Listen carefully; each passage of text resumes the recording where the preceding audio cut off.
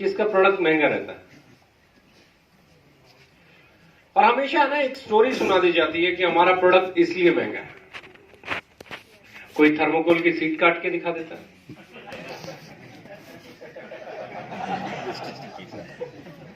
इसलिए उनका फ्लैगशिप महंगा हो जाता है।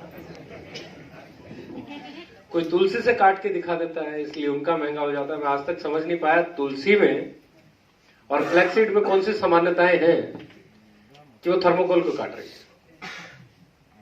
ऐसा कोई इंग्रेडिएंट नहीं है दोनों में जो सेम हो। सर माफ करो सर, जाने का रास्ता बिल्कुल खुला है, राइट? तो ऐसी क्या समानताएं हैं? कोई बीटाडीन को क्लीन करके दिखा देता है और बोलता है मेरा साबुन इसलिए महंगा है। कोई टूथपेस्ट से कोई डेमो दिखा देता है। डेमो का दौर चलता है। कौन कौन मेरे साथ एग्री है इस बात से? अब ईमानदारी से बताना है, ये जो कंपनी आपको डेमो दिखाती है और इतना कन्विंस करती है, क्या हर महीने आपके घर में इन कंपनियों का प्रोडक्ट आता है? कोई है हाथ जो खड़ा हो जाए? घर में प्रोडक्ट किसका आता है जिसने आज तक डेमो ही नहीं दिखाया? हेलो, जिसने आज तक डेमो? लेकिन डायरेक्ट सेलिंग का मतलब डेमो दिखाओ बेचो, डेमो दिखाओ बेचो, डेमो दिखाओ बेचो, कन्विंस हो जाएगा सामने वाला आपकी क्वालिटी से। अगर बीटाडीन क्लीन करना क्राइटेरिया है तो फिर तो मुझे सिर्फ पूरे हिंदुस्तान में नींबू बेचने चाहिए, उससे भी क्लीन हो जाता है, विटामिन सी से भी क्लीन हो जाता है। तो अब मुझे एक बात बताइए कि ऐसा क्या है कि ये इतने डेमो दिखा देते हैं, कारें दिखा देते हैं, बड़े बड़े सपने दिखा देते हैं और उसके बावजूद भी उसका प्रोडक्ट आपके घर पे नहीं आता है? कभी महसूस हुई ये बात? हम लोग कामयाब होने की बात करते हैं, हम लोग बड़ा कुछ करना चाहते हैं, हम लोग मतलब अपने कैरियर को बनाना चाहते हैं।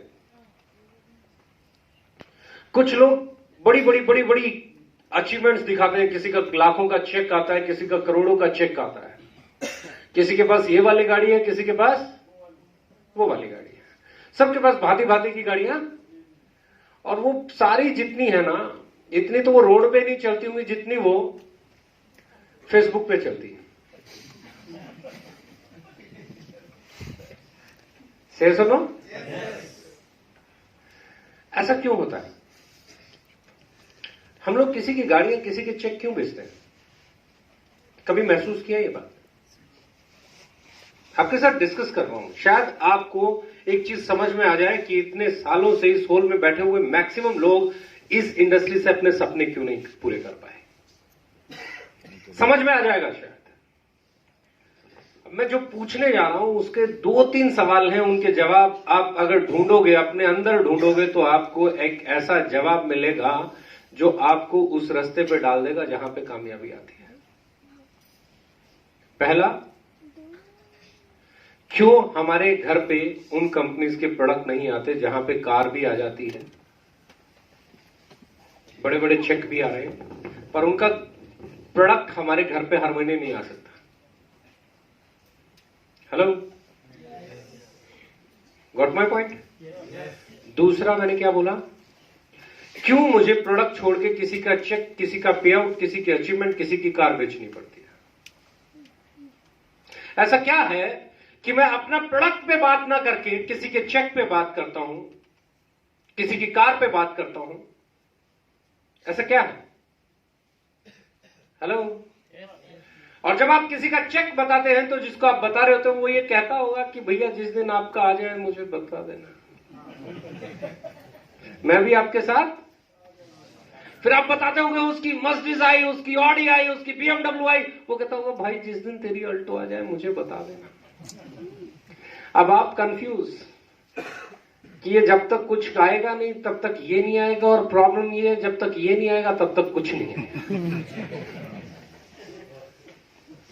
अभी कहानी वही है ना, अंडा पहले के,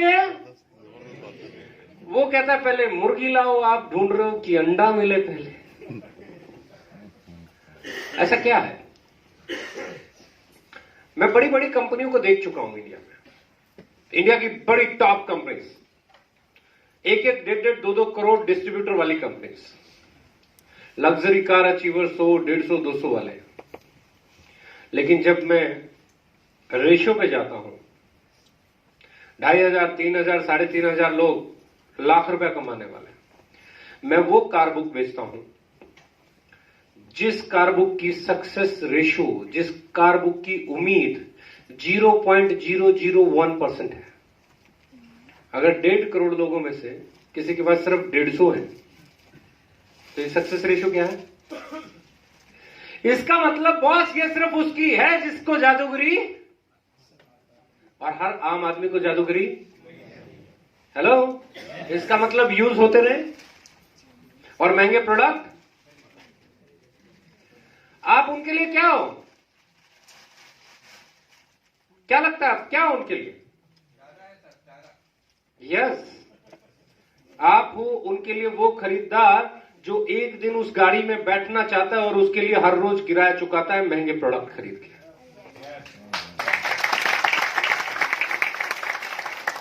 आप उनके लिए वो वाले खरीदार जिसका कोई काम नहीं है, जिसका ये काम है कि वो खरीदता रहे बस। क्यों? क्योंकि साहब जो चीज बेची जा रही है, जो कार बुक बेची जा रही है मार्केट में, जो अचीवमेंट बेची जा रही है, जो लाखों करोड़ों के चेक बेचे जा रहे हैं मार्केट में, उनकी सक्सेस रेशो क्या है? 1.5 करोड़ नहीं, अप्रोक्सीमेटली अगर मैं आज की डेट में बात करूं, अलग अलग कंपनियां, कोई 1 करोड़, कोई 1.5 करोड़, कोई 2 करोड़, कोई 70 लाख, कोई 50 लाख करके 7-8 करोड़ डिस्ट्रीब्यूटर की बात करता है हिंदुस्तान। मैं 5 पकड़ लेता हूं, हम 4 करोड़ पकड़ लेते हैं। हेलो, इतना तो पकड़ लेना। 4 करोड़ छोड़ो, 3 करोड़ पकड़ लेते हैं। पूरी इंडस्ट्री में 3 करोड़ डिस्ट्रीब्यूटर आज तक बने होंगे, बने तो बहुत ज्यादा होंगे। लेकिन मुझे बताओ, इस 3 करोड़ में से कितने लोग ऐसे हैं जिनकी लाइफ हकीकत में बदल गई, और कितने लोग ऐसे हैं जो अपने लिए आज भी उस कंपनी से प्रोडक्ट नहीं खरीद पाते? हेलो, रीजन क्या है? ये आज 23 साल में 3, 4, 5 करोड़ तक ही सीमित क्यों है 130-35 करोड़ में से? आपको लगता नहीं कि ये कुछ गड़बड़ है? हिंदुस्तान इतना बड़ा, क्या हमारे सबके पास इतना रोजगार है कि हमें कुछ और करने की जरूरत ही नहीं है?